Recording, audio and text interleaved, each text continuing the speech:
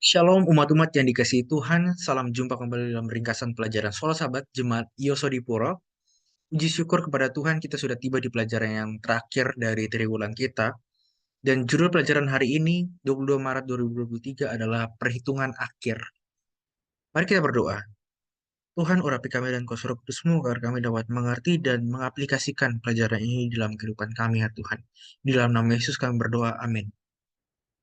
Bapak Ibu Saudara-saudari sekalian, mendekati penutupan daripada pelayanan Yesus di atas dunia ini pada waktu itu, murid-muridnya datang kepadanya secara pribadi dan bertanya ya tentang eh, bagaimana ya atau apa tanda kedatanganmu ya Tuhan pada waktu kedua kali dan tanda kesudahan dunia itu seperti apa ya.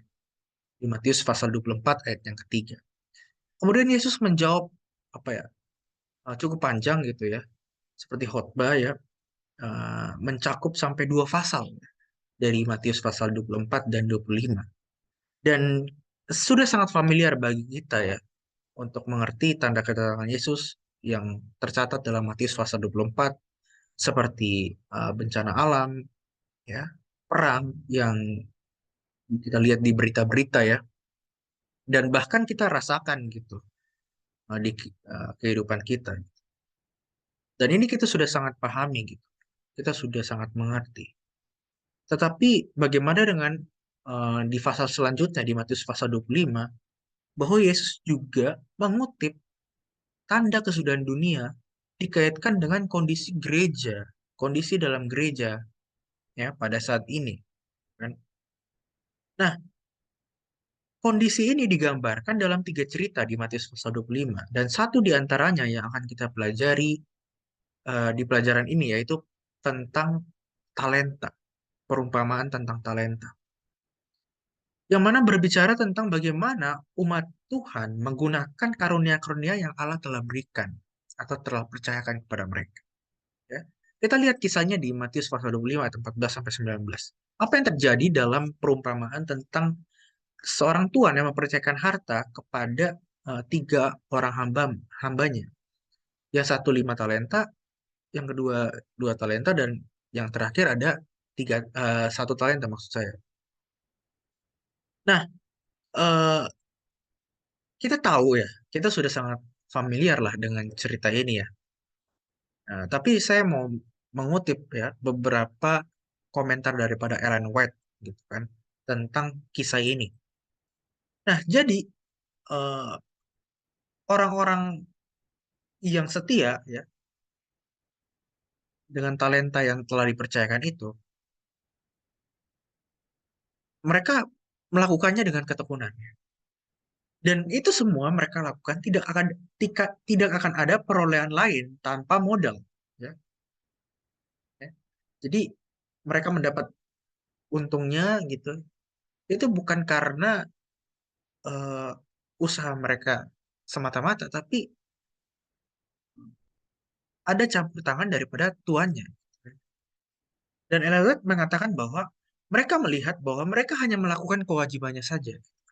Mereka melakukan apa yang mereka dapat dapat lakukan untuk mengelola dan juga mengembangkan apa yang mereka dapatkan gitu kan.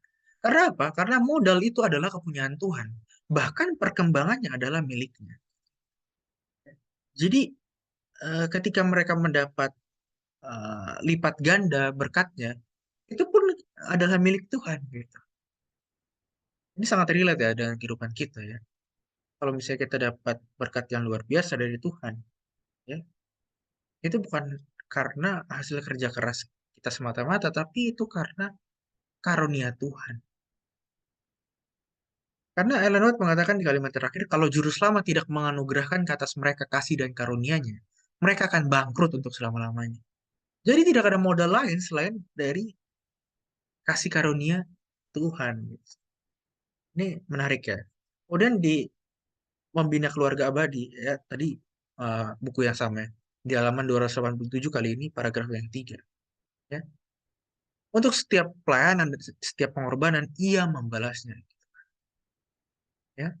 Jadi Tuhan dengan sukacita akan membalas setiap eh, apa ya? apapun yang kita lakukan, pekerjaan kita, pelayanan kita gitu kan. Dan bukan karena utang yang dipinjam gitu kan, melainkan karena kasihnya dan kelembutannya. Ini luar biasa ya.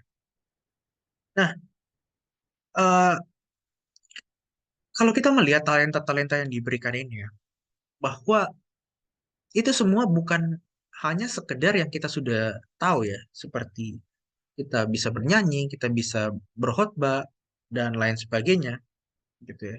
Nah, tapi perumpamaan tentang talenta ini sama dengan contoh tentang uang mina di Lukas pasal 19 ayat 12 sampai 14 ya. Yang mana Ellen White memberikan komentar di sini di Testimonies for the Church di 1 halaman 197 ya. Bahwa talenta-talenta ini tidak hanya semata-mata mewakili kesanggupan untuk berkhotbah dan mengajar dari firman Allah. Jadi talenta yang dimaksud di sini bukan hanya pelayanan agamis, ya, bernyanyi, berkhotbah, bersaksi dan lain sebagainya. Tapi perumpamaan itu berlaku pada sarana duniawi di mana Allah telah percayakan kepada mereka. Apa itu sarana duniawi? Itu adalah harta kita, aset kita, uang kita yang kita punya, ya, yang mana Tuhan telah percayakan bagi kita, bakat kita. Itu semua Tuhan berikan untuk apa?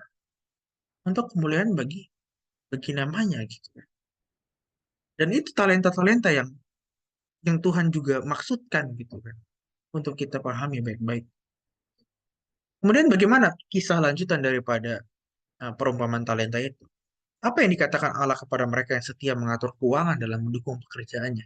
Ya ini pelajaran penting ya. Kita tahu bro bahwa mereka disuruh untuk mempertanggungjawabkan. Dan concern kita nanti kepada satu orang yang dia punya talenta paling kecil, kan? Yang lainnya dapat lipat ganda ya. Dia ya tidak setia gitu kan.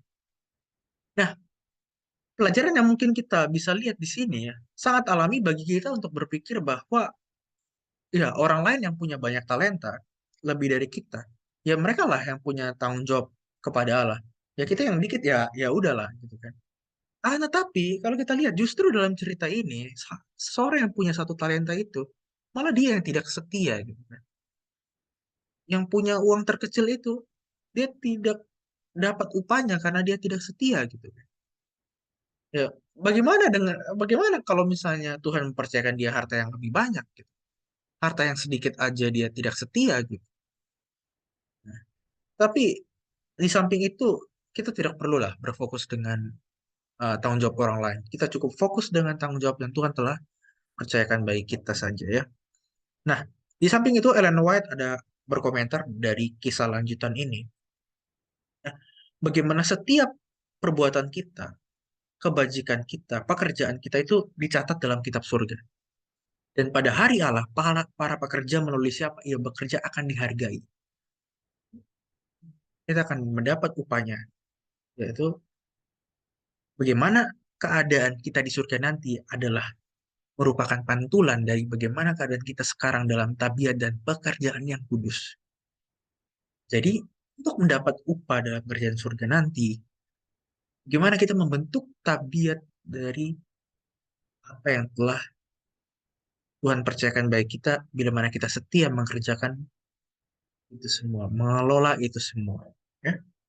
Nah, kalau kita concern dengan satu orang yang tidak apa ya, tidak setia mengembalikan itu, sebenarnya apa yang menjadi penyebab ya? Apa yang apa ya sampai dia tidak mau untuk bertanggung jawab atau tidak setia ya? Ellen White memberi komentar yang luar biasa di sini ya. Dari Membina Keluarga Abadi halaman 279 paragraf yang kedua ya. Demikianlah caranya orang memaafkan kelalaiannya terhadap anugerah Allah. Mereka ya, ini orang yang tidak setia ini memandang Allah itu kejam dan sewenang-wenang, memata-matai kesalahan mereka dan mendatangi mereka dengan penghukuman. Mereka mendakwa Tuhan menuntut apa yang tidak pernah diberikannya dengan menuai di tempat di mana ia tidak menabur. Luar biasa ya, Ellen White memberi gambaran kenapa dia orang yang tidak setia itu bisa apa ya, tidak bertanggung jawab atas apa yang diberikannya. Dia menganggap Allah itu kejam, gitu. Karena dirasa Tuhan menuntut kepunyaanku. Tuhan kayak merampas kepunyaanku. Padahal semua kepunyaan dia itu bukan kepunyaan dia sebenarnya. Ya. Kita harus ingat ya bahwa segala sesuatu adalah milik Tuhan. Bukan hanya kita diciptakan oleh Tuhan saja. Yang luar biasanya lagi adalah kita telah ditebus oleh Tuhan. Segala berkat kehidupan ini dan kehidupan yang akan datang nanti kita bisa ada itu karena penebusan Tuhan gitu di salib Golgota ya. Dan atas tuduhan ini ya Tuhan tidak menyangkal ya tuduhan itu. Meskipun tuduhan itu tidak benar ya, tetapi tidak ada maaf ya bagi perbuatannya itu. Kita harus ingat bahwa tidak ada yang Tuhan kasih itu melebihi daripada kesanggupan kita. Ya. Dan dia tidak memberikan beban kepada kita untuk dipikul oleh hamba-hambanya. Hanya saja terkadang kita apa ya melalaikan itu dan menganggap bahwa eh, Tuhan seperti merampas gitu. Nah, ini adalah komentar yang sangat baik ya untuk menutup eh, pelajaran ini. Dalam membina keluarga abadi halaman 280 paragraf yang ketiga. Janganlah kita berbicara tentang kelemahan dan ketidaksanggupan kita. Oh Tuhan, aduh, kok hanya segini sih? Kok hanya segini yang saya punya?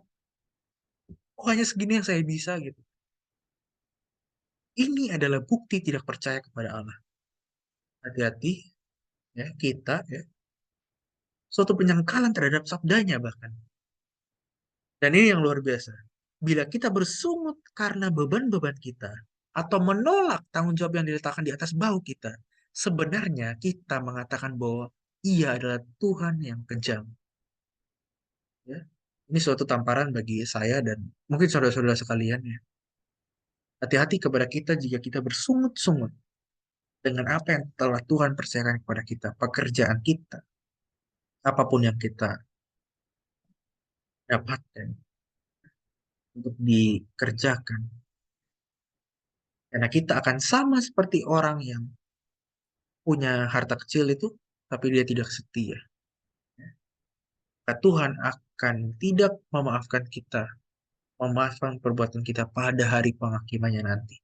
Baiklah, kita meminta kuasa Roh Kudus agar kita dapat mengelola setiap harta yang diberikan kepada kita, sehingga itu menjadi kemuliaan bagi nama Tuhan, dan kita dapat mempertanggungjawabkan itu, dan didapati setia pada hari kedatangannya. Kiranya Tuhan memberkati kita. Amin.